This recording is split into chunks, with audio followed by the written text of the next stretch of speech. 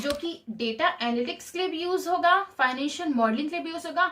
हर important चीज आज की डेट में जो एक्सेल में काम करता है, सबसे ज्यादा यूज होने वाली चीज में जो ऑब्वियसली बहुत सारी चीज यूज होती है, सबसे ज्यादा जो यूज होती है वो चीज होती है हमारी। ओके, सो लास्ट वीडियो में हम लोगों ने होम टैब देखा था, जहां पे हम हमारे लास्ट ग्रुप में थे, एडिटिंग ग्रुप, और इसमें हम लोगों ने फाइंड एंड सिलेक्ट के कुछ बचे हुए चीजों को कंप्लीट किया था।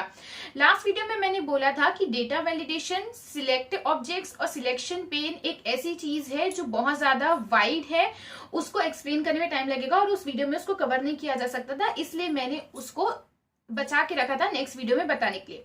नाउ मेरी बात को समझो कि डेटा वैलिडेशन जो एक चीज है वो ऑलरेडी हमारा डेटा टैब में आने वाला है, और ये एक बहुत बड़ा टॉपिक है और एक्सेल का one of the very important topic है।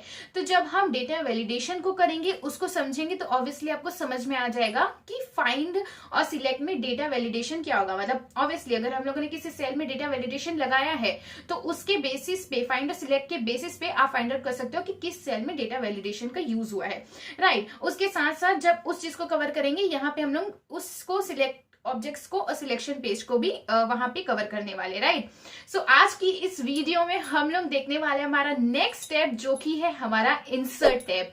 इंसर्ट टैब में आ जाएंगे, और अब तो ये कहना बिल्कुल भी सही नहीं रहेगा कि मैं अब ऐसे बोलूं फ्रॉम जीरो टू हीरो, क्योंकि अब जीरो तो नहीं हुआ एटलीस्ट, क्योंकि आप लोगों ने होम टैब पूरा समझ लिया, आप लोगों ने कंडीशनल फॉर्मेटिंग समझ ली, आप लोगों ने अलाइनमेंट देख ली। यहाँ पे देखो कि जो अगर मैं होम टैब में एक ऐसा ग्रुप बोलूं जो कि एक्सेल में थोड़ा बिगनर से ज्यादा है, इंटरमीडिएट लेवल का था और बहुत ज्यादा यूज होने वाला था, वो हमारा स्टाइल ग्रुप था, जहां पे हम लोग ने बेसिकली सबसे इंपॉर्टेंट हमारा कंडीशनल फॉर्मेटिंग था। बाकी सारी चीजें जो थी वो बिगनर्स के लिए थी, बेसिक थी। इंसर्ट टैब एक ऐसा टैब आ जाता है जो कि अगर आप लोगों ने इस टैब को सीख लिया, मान लो कम से कम आप लोगों ने एक्सेल 65 to 70% सीख लिया, क्योंकि यहाँ पे दो इंपॉर्टेंट ऐसी चीज आ जाती है एक्सेल की, जो कि है हमारा पिवट टेबल और हमारे चार्ट्स, जो कि डेटा एनालिटिक्स के लिए भी यूज होगा, फाइनेंशियल मॉडलिंग के लिए भी यूज होगा। हर इंपॉर्टेंट चीज आज की डेट में जो एक्सेल में काम करता है, सबसे ज्यादा यूज होने वाली चीज में जो ऑब्वियसली बहुत सारी चीज यूज होती है, सबसे ज्यादा जो यूज होती है वो चीज होती है हमारी यही इंसर्ट टैब का पिवट चार्ट वाली चीज, पिवट टेबल वाली चीज और पिवट टेबल वाली चीज और चार्ट्स वाली चीज। तो आज की इस वीडियो में हम लोग देखने वाले हमारा इंसर्ट टैब का चार्ट्स ग्रुप। देखो सबसे पहला तो आपको टेबल ग्रुप दिखा रहे हैं, जहां पे पिवट टेबल वाली बात हो गई है। देखो अब मेरी बात को ध्यान से सुनो, जो इंसर्ट टैब है वो थोड़ा लंबा जाने वाला है, क्योंकि मैं यहाँ पे बहुत ज्यादा डिटेल में एक एक चीज बेसिक से एडवांस तक आपको ये कवर करने वाली हूँ, हमारा जो इंसर्ट टैब है, ठीक है।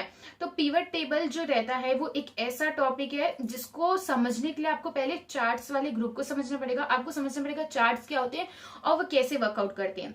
एक बार अगर आप लोगों ने चार्ट्स वाली चीज को समझ लिया है, तो पिवट टेबल में जब पिवट चार्ट आएगा तब उसको आप इजिली कवर कर लोगे, उसमें उतनी ज्यादा मेहनत नहीं लगेगी, ठीक है। तो ये मान लो कि पिवट टेबल के दो पार्ट्स हैं, अगर पिवट टेबल और पिवट चार्ट है तो उसमें से चार्ट्स और पिवट चार्ट वाली चीज बहुत ज्यादा सिमिलर है, तो आपका ये दोनों एक साथ हो जाएगा, राइट। सबसे पहले यहाँ पे हम लोग चार्ट्स देख रहे हैं। सबसे पहले ये कहूंगी आपको कि आपको बेसिक नॉलेज तो चार्ट की होगी कि चार्ट वर्कआउट कैसे करता है। मतलब स्कूल में आप लोगों ने कभी ना कभी तो ये तो पढ़ा होगा, भले आप एक्सेल यूजर हो या नहीं हो, इरिस्पेक्टिव ऑफ दैट आपको ये पता होगा कि चार्ट आपका कैसे काम करता है, राइट। एक्स एक्सिस और वाई एक्सिस के बेसिस में जो यहाँ पे इंटरसेक्ट करते हैं वो हमारी वैल्यू रहती है, ये सारी बेसिक चीजें आपको पता होगी। फिर भी यहाँ पे मैं थोड़ा डिटेल में कवर करने की कोशिश करूंगी, बट मैं उम्मीद करती हूँ कि जीरो नॉलेज तो आपको नहीं होगी चार्ट की, राइट। यहाँ पे आपके पास एक डेटा है जहां पे हमारे पास 4 प्रोडक्ट्स है और मंथली सेल्स दी हुई है उसकी। सबसे पहले अगर आपको कोई भी चार्ट इंसर्ट करना है, तो या तो आप इंसर्ट टैब में चार्ट्स ग्रुप में आके उस पर्टिकुलर चार्ट पे क्लिक करके इंसर्ट कर सकते हो। जैसे मैंने यहाँ पे 2D कॉलम पे जैसे क्लिक किया, आप देखोगे हमारा चार्ट इंसर्ट हो गया है। जैसे मैंने चार्ट पे क्लिक किया, आप देखोगे ऊपर हमारे पास एक चार्ट टूल्स का अलग से टैब आ गया, जिसमें हमारे पास 2 रिस्पेक्टिव टैब और आए हैं, चार्ट का डिजाइन और चार्ट का फॉर्मेटिंग। ठीक है। अब यहाँ पे क्या है, चार्ट तो दिख नहीं रहा है क्योंकि डेटा सिलेक्ट नहीं किया था, डायरेक्टली हम लोगों ने चार्ट को सिलेक्ट किया था। ठीक है, तो यहाँ से आप सिलेक्ट डेटा में जाके डेटा को सिलेक्ट कर सकते हो, इस पे कर्सर रखो और ये जो डेटा है इसको आप पूरा सिलेक्ट कर लो। राइट, ये डेटा सिलेक्ट करने के बाद एंटर प्रेस करोगे, आपको दिखाएगा कि डेटा ये है और आप ओके कर सकते हो। इस तरीके से आपका चार्ट जो है, ये आपका चार्ट रेडी हो गया। इन केस अगर आपको ऐसे नहीं करना है, लॉन्ग प्रोसेस है, ये ऐसे करते भी नहीं है, आपको डेटा को इस तरीके से सिलेक्ट करना है with the help of shortcut की। जिसको शॉर्टकट की नहीं पता है, प्लीज आई रिक्वेस्ट कि शॉर्टकट की एक कंप्लीट अलग सीरीज बनी हुई है जहां पे एक्सेल की ऑलमोस्ट सारी शॉर्टकट कीज जो है उसमें कवर की गई हुई है। सो प्लीज आप शॉर्टकट की को देखो, क्योंकि अब होम टैब हो गया, इंसर्ट टैब में आ गए, तो फटाफट एक्सेल में काम करना जानना है और स्पीड पे आपको काम करना है। इस तरीके से माउस का कर्सर ले जाके आप काम नहीं कर सकते हो, तो शॉर्टकट की भी आपको साइड बाय साइड देखनी है और आपको शॉर्टकट की आनी चाहिए ये यूज करने के लिए जब आप एक्सेल में काम कर रहे हो। तो इंसर्ट टैब में तो आप आ गए, ठीक है। अब यहाँ पे शॉर्टकट की सीख लो।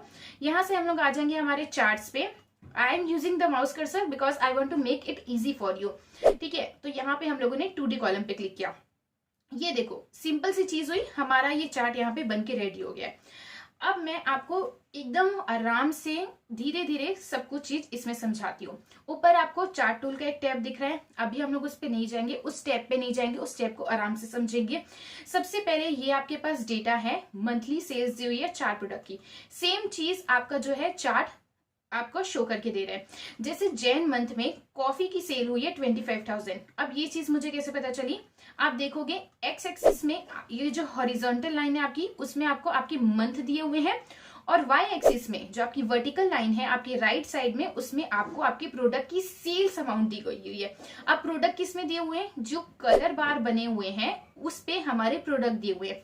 हमको कैसे पता चलेगा कि कौन सा कलर का बार कौन से प्रोडक्ट को रिप्रेजेंट करते हैं। जैन के लिए आप देखोगे कि कॉफी दिया हुआ है, सेम कलर बार है जैन के लिए। ऑरेंज कलर बार दिया हुआ है टी के लिए। ये जो कलर बार है उसका वो कौन सा कलर किस प्रोडक्ट को रिप्रेजेंट करता है उसके लिए आपके लेजेंड्स दिए हुए हैं जो कि हमारे नीचे पे मेंशन्ड है। तो ये चीज आप समझ गए चार्ट्स के बारे में क्या होती है, ठीक है। ये एक्स एक्सिस में डेटा दिया हुआ है, ये वाई एक्सिस में डेटा दिया हुआ है और इनको हम बोलते हैं लेजेंड्स। और ऊपर जो दिया हुआ है सेंटर में, ये दिया हुआ है हमारा चार्ट का टाइटल। अब आप डेटा को देख लिए, अब मुझे जानना है कि कॉफी की जो है जैन मंथ की कितनी सेल है। हम देख रहे हैं 25,000। अच्छा, इतना तो बेसिक से आप समझ गए होगी कहाँ पे इंटरसेक्ट कर रहे हैं एक्स एक्सिस और वाई एक्सिस, वो जो है वो अमाउंट हो गई कॉफी की सेल।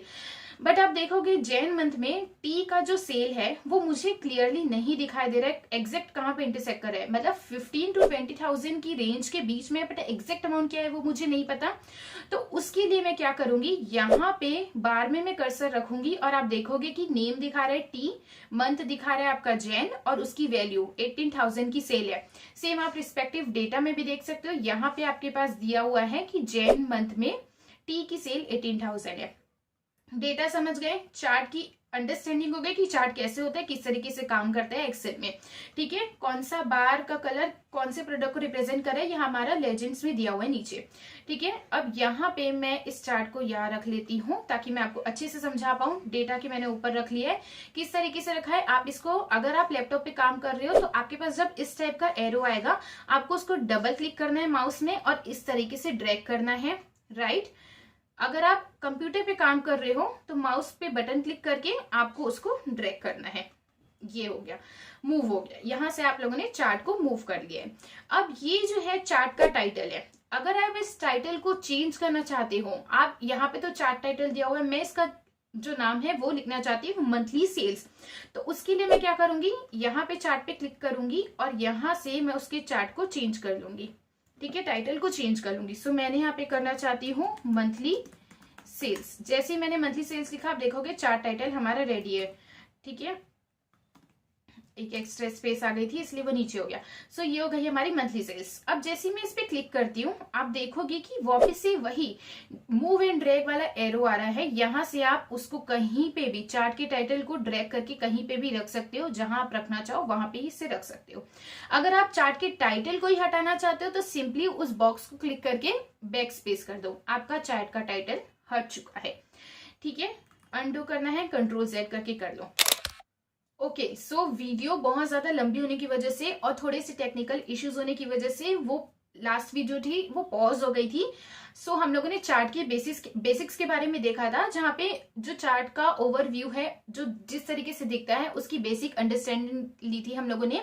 आगे जो है और डिटेल में नेक्स्ट पार्ट में हम कवर करेंगे, जहाँ पे मैं आपको बताऊंगी कि चार्ट के टाइटल के बारे में, चार्ट के लेजेंड्स के बारे में, जो हम अभी वीडियो पे डिस्कस करते हैं वो सारी चीजें हम लोग लास्ट में डिस्कस करने वाले, सॉरी नेक्स्ट पार्ट में डिस्कस करने वाले हैं।